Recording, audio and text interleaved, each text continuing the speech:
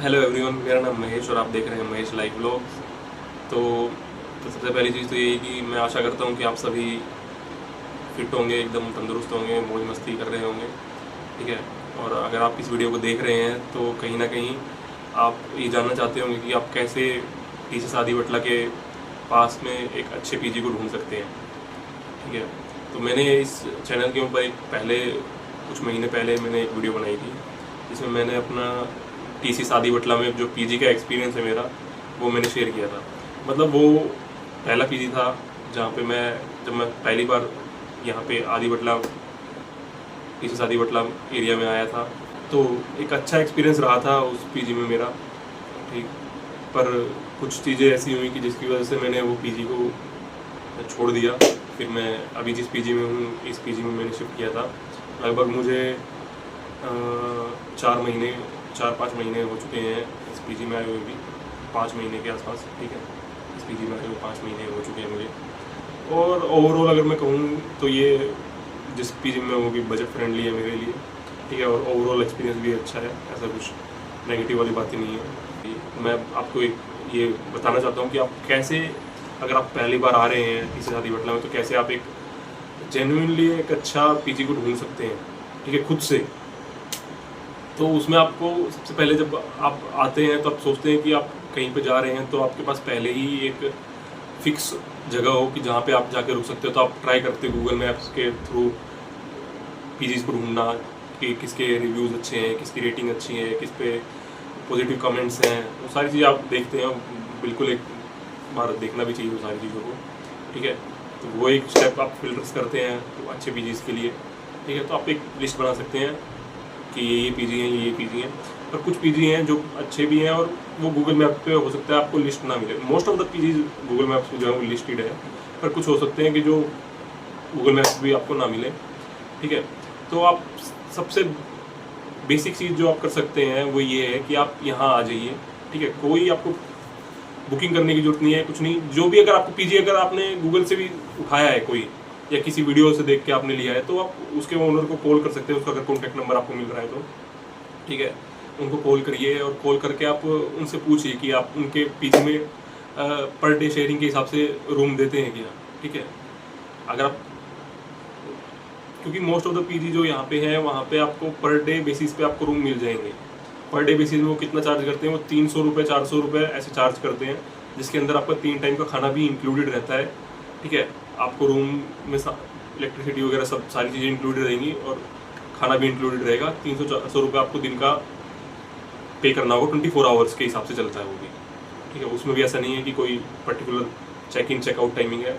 किसी 1-2 पीजी में अगर होगी तो पता नहीं है मुझे, पर मोस्ट ऑफ द जो ओनर्स हैं वो 24 आवर्स की फ्लेक्सिबिलिटी आपको देते हैं। मतलब आपने जिस टाइम पे रूम को ऑक्यूपाई करोगे उसके 24 आवर्स में आप फिर से अगर आप रुकना चाहते हो तो पे कर दीजिए, नहीं तो आप उसको वेकेट कर दीजिए, ठीक है। इतनी फ्लेक्सिबिलिटी आपको मिलती है।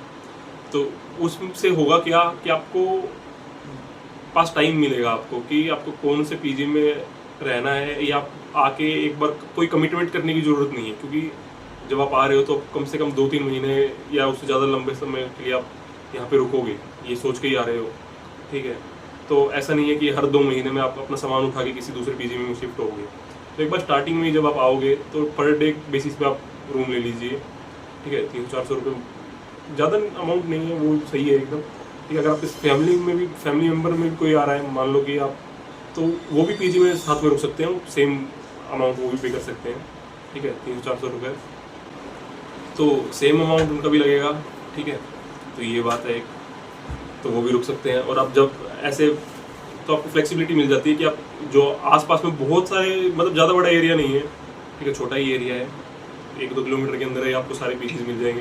तो जो भी एरिया में जितने भी पीजीज हैं आप उनमें जाके देख सकते हैं, अच्छे से ढूंढ सकते हैं जो भी आपको आपके बजट के हिसाब से, बजट फ्रेंडली हो, आपके लाइकिंग के हिसाब से रूम हो बहुत। क्योंकि पीजीज भी आपको ऐसे मिल जाएंगे, जैसे कुछ पीजीज हो गए जैसे रूम टाइप्स होंगे, ठीक है। कई पीजीज ऐसे होते हैं जो फ्लैट्स होते हैं, 2 BHK हो गए, 3 BHK हो गए, उनको पीजीज में कन्वर्ट कर दिया होता है, ठीक है। उसमें भी सारी चीज़ें, खाना वाना इंक्लूडेड रहता है।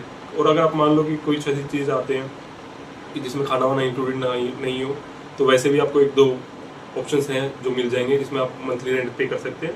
खाना वाना आपको खुद का रहेगा, ठीक है। और फ्लैट वगैरह भी हैं यहाँ पे आसपास में, फ्लैट वगैरह में भी अगर आप चाहते हैं, फ्लैट वगैरह देखना चाहते हो तो फ्लैट वगैरह भी आप देख सकते हैं। और ऐसा भी ये होता है कि स्टार्टिंग में जब आप आते हैं, ठीक है, तो बहुत सारे आपके साथ, मान लो आप न्यू ज्वाइन नहीं है, आप ILB में आए हैं, ठीक है, तो आप पहले दिन दूसरे दिन दोस्तों से मिलोगे, लोगों से और एसोसिएट से मिलोगे, ठीक है, तो उनके साथ थोड़ी बॉन्डिंग होगी, किसी को आप जानोगे तो उनके साथ आप बॉन्ड बना के उनके साथ भी जाके देख सकते हो, और उनके साथ ही किसी पर्टिकुलर PG में अगर आप दोनों को लाइकिंग सही लगती है तो आप शिफ्ट हो सकते हो। तो ये एक चीज़ है।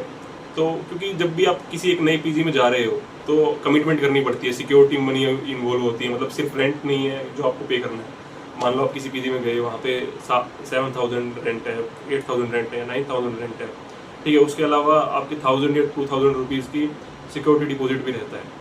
और अब जब मान लो कि अगर आपको नहीं जमा हुआ हो 1 महीने के बाद, आपको लग रहा है कि नहीं, तो निकलना उतना मतलब छोड़ सकते हो, कोई दिक्कत नहीं है।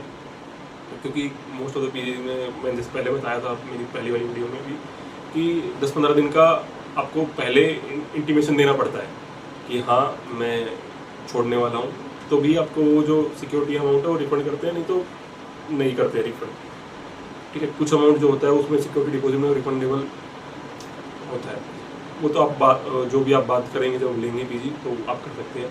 तो ये चीज़ है, यही चीज़ बताना चाहता था मैं कि जब भी आप आएँ तो आप स्टार्टिंग में अगर आप आ रहे हैं, अगर बिल्कुल नए हैं, तो पर डे बेसिस पे ले लीजिए, कोई टेंशन ही नहीं है, सारी चीज़ें उसके अंदर इंक्लूडेड। आप अपना सामान रखो, आप सारी चीज़, ठीक है, एक दिन रहो, 2 दिन रहो, 3 दिन रहो, अच्छे से ढूंढो।